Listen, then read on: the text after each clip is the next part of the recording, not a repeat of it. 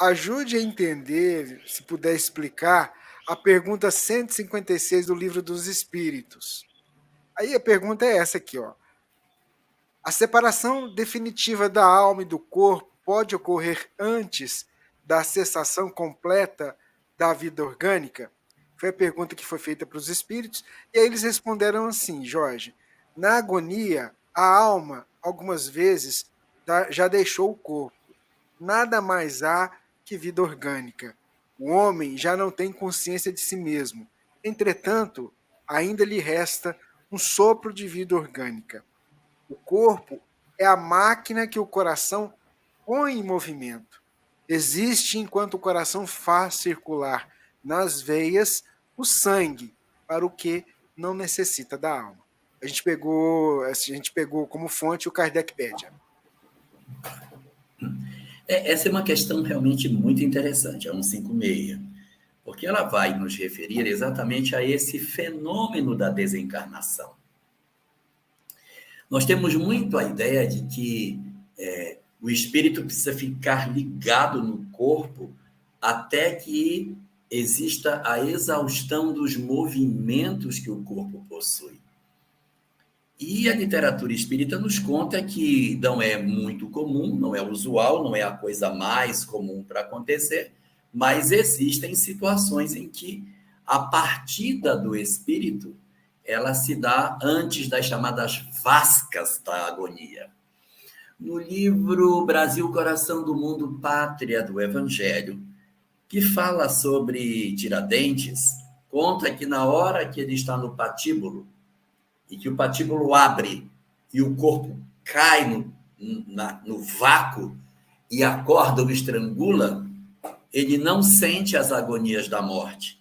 Ele é retirado do corpo antes das agonias e quem assiste o debater do indivíduo naquela circunstância não enxerga mais um espírito consciente. Eu levaria isso para as situações tão frequentes na literatura espírita do cristianismo primitivo, dos sacrifícios no circo. A literatura nos conta que quando os leões avançavam sobre os cristãos, muitos deles não sentiam esse processo da morte nas mãos das feras. Eles eram retirados do corpo antes que a morte, no sentido do extermínio da vida orgânica, acontecesse. Então, vamos para os aspectos mais técnicos do que significa isso. Nós sabemos que existe um fenômeno chamado morte cerebral, aonde o cérebro, no sentido da intelectualidade, do pensamento, daquilo que a gente poderia chamar de o córtex cerebral, ele já não está mais operando. Quem está funcionando é apenas a parte mais interna, aquela parte do cerebelo, do cérebro mais ligado aos aspectos instintivos, que controla batimento cardíaco, respiração. Então, uma pessoa em morte cerebral, ela ainda respira. O coração ainda bate, como diz na resposta.